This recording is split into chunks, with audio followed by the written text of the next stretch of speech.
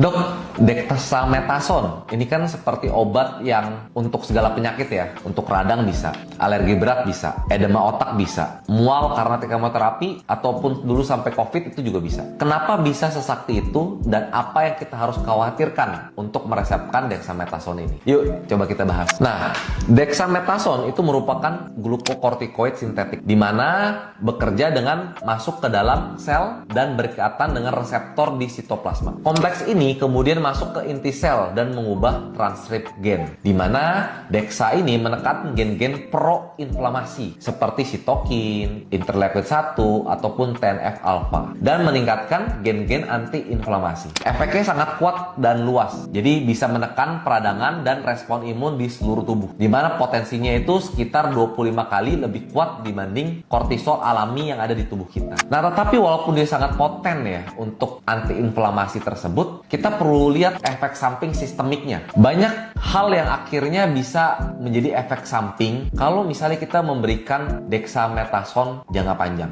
Apalagi kalau misalnya kita berikan dengan hal yang tidak tepat ya, misalnya penggunaan dexa tanpa resep dokter.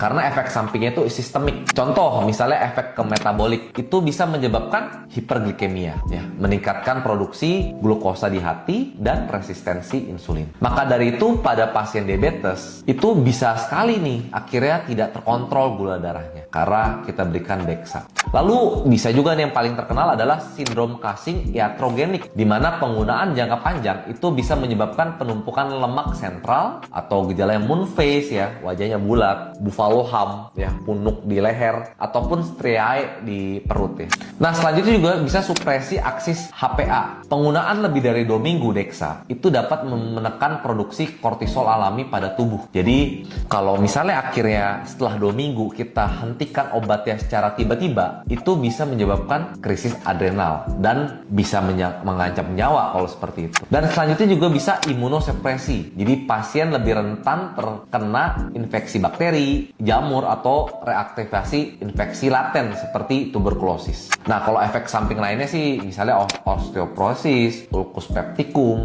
gangguan mood hingga psikosis, bisa hipertensi juga ataupun katarak ya. Nah, jadi karena kita lihat tadi ada resiko-resiko yang banyak ya, karena kan efeknya adalah sistemik. Prinsipnya itu kita harus memberikan pada indikasi yang benar-benar jelas, baru kita memberikan dexamethasone. Jadi jangan semua pasien atau sembarang pasien kita memberikan dexa. Kalau misalnya keluhannya ringan, ya kita bisa kasih obat lain ya, jangan langsung steroid. Ataupun kalau misalnya kita akhirnya pakai dexa, ya kita bisa memberikan dengan dosis yang rendah dulu nih, jika memang nggak